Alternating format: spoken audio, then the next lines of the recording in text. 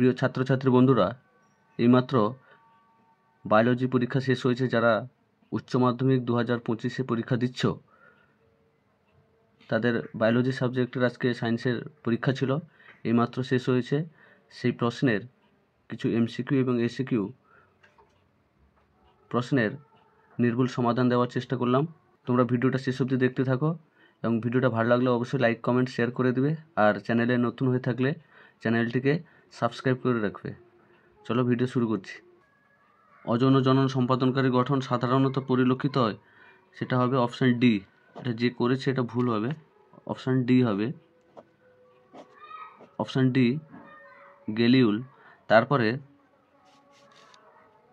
2 নম্বর আছে জন্ম, নিচের কোনটি একটি জন্ম নিয়ন্ত্রণের স্থায়ী পদ্ধতি? এটাও হবে option D. Option D tubectomy. এরপরে ডিম্বকের ভ্রূণ পোষকটি হলো দিনের দাগে, এটা হবে অপশান বি ডিপ্লয়েড। সি হবে না, ডি হবে ডিপ্লয়েড। তারপরে আছে 4-এর দাগে যখন একাধিক ফিনোটাইপ বৈশিষ্ট্য একটিমাত্র জিন দ্বারা নিয়ন্ত্রিত হয় তখন সেই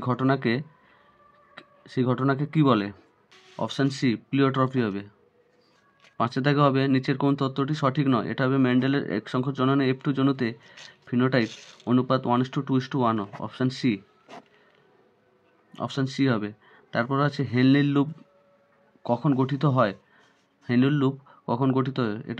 এটা এ হবে না, এটা হবে সি, ডিএনএ তো হবে। Option C, option C. সাথে দেখো ক্লাইনফেল্টার সিন্ড্রোমে কী ধরনের সেক্স ক্রোমোজোমের সজ্জা দেখা যায়? Option B XXY। তারপরে নিম্নলিখিত কোন রোগটি প্রতিরোধের জন্য BCG ভ্যাকসিন দেওয়া হয়? এটা হবে যক্ষ্মা রোগের জন্য। Option B. তারপরে অনাক্রম্যতন্ত্রে বি সেল এবং টি সেল কোথায় তৈরি হয়? এটা হবে অপশান বি হবে লসিকা গ্রন্থিতে। অপশান বি লসিকা গ্রন্থি। অপশান বি হবে লসিকা গ্রন্থি। নিম্নলিখিত কোনটি একটি প্লাজমিড? নিম্নলিখিত কোনটি একটি প্লাজমিড? এটা হবে অপশান বি। 11-এর দাগে অপশান ডি ক্ষতিকারক পতঙ্গ। তারপর 12-এর দাগে নিম্নলিখিত কোনটি জীববৈচিত্র্যের হটস্পট নির্ধারণের জন্য প্রাথমিক শর্ত? এটা হবে অপশান ডি এ এবং বি। তারপরে 13-এর দাগে কমপক্ষে 1500 স্থানিক প্রজাতির সংবহন কলাযুক্ত উদ্ভিদের উপস্থিতির নিচের কোনটির ক্ষেত্রে প্রয়োজনীয় প্রাথমিক শর্ত? এটা হবে botanical garden. Option A, option A botanical garden. D হবে না। এরপরে নিম্নোক্তর মধ্যে কোনগুলি গ্রিন হাউস গ্যাস? এটা হবে অপশান এ। কিছু এসিকিউ আছে এখানে, আছে কোন প্রকার আরএনএতে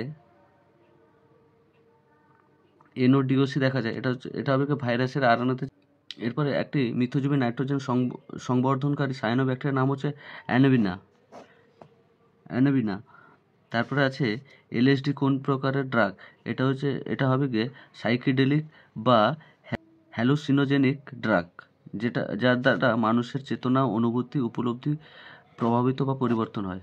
তারপরে এখানে আরেকটা কোশ্চেন ছিল, পশ্চিমবঙ্গের উপস্থিত মোট জাতীয় উদ্যানের সংখ্যা কয়টি? এটা হবে 6টি। এবং ক্রাসুলাসিয়ান অ্যাসিড বিভাগ কোন অভিযোজনের ক্ষেত্রে দেখা যায়? এটা হবে শুষ্ক অনুর্বর পরিবেশে। তারপরে এখানে 4-এর দাগে একটা প্রশ্ন ছিল, ক্রিপ্টোরকিডিজম বলতে কি বোঝো? এটা হচ্ছে শিশুদের অন্ডকোষ সংক্রান্ত একটি রোগ, জন্মগত একটি রোগ, শিশুদের ক্ষেত্রে হয়। এদের জন্মগত রোগ যেটা অন্ডকোষে সাধারণত দেখা যায়। এরপরে আছে জেনিক ব্যালেন্স থিওরি বা জিনগত সাম্য তত্ত্ব কি? এটা হচ্ছে লিঙ্গ নির্ধারণের একটি তত্ত্ব। তো এই ছিল আজকের ভিডিও। কিছু MCQ এবং SCQ কোশ্চেনের নির্ভুল সমাধান দেওয়ার চেষ্টা করলাম। আশা করি ভিডিওটা তোমাদের ভালো লেগেছে। ধন্যবাদ।